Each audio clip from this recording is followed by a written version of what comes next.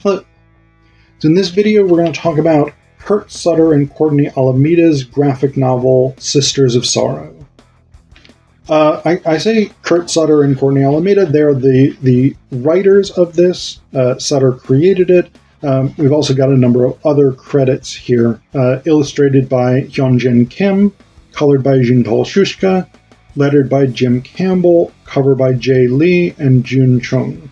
And then we've got designer Jillian Crabb with Michelle Ankley, associate editor Chris Rosa, editors Daphne Plavin and Matt Gagnon. But I'm going to call it Sutter and Alameda.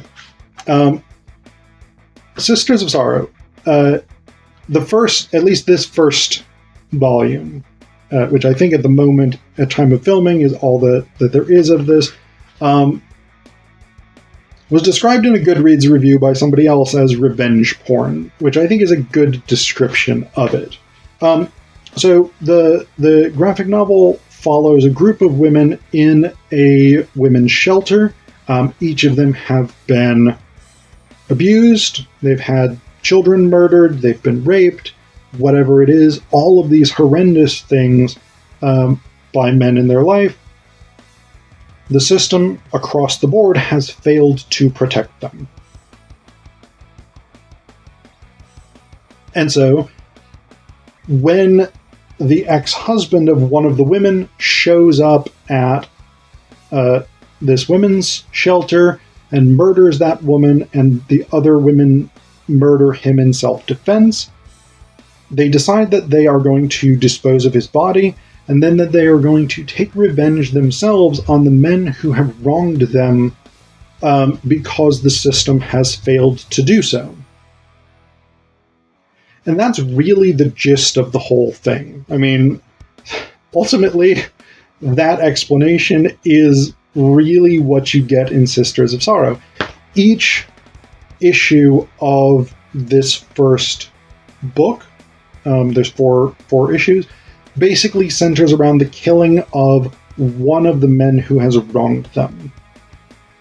These women are incredibly good at this, despite apparently having had one self-defense session with one of their brothers, who seems like he was maybe ex-military.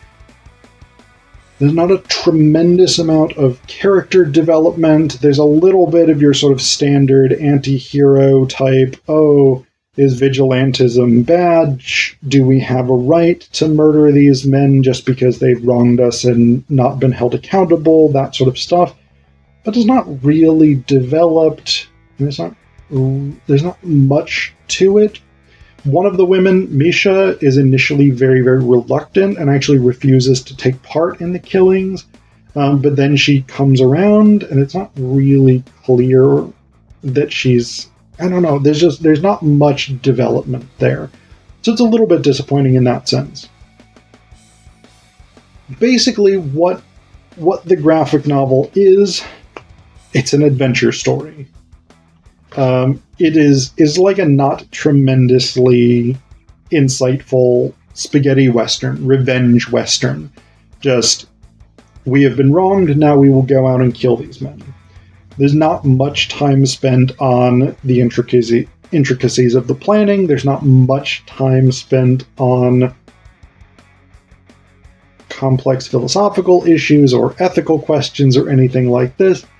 The majority of the time is kind of the women sitting around saying, all right, who deserves to die next? And then the actual process of murdering them. That's mostly what we get here. The basic idea is not bad.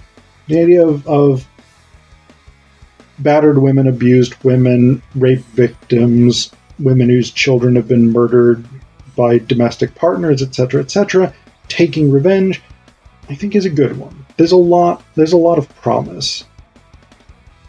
Ultimately, with the simplicity of it and with its failure to kind of go beyond that promise of something potentially interesting, Sisters of Sorrow is a little bit disappointing. It's one of those things I would really, really have liked to have been better than it ends up being.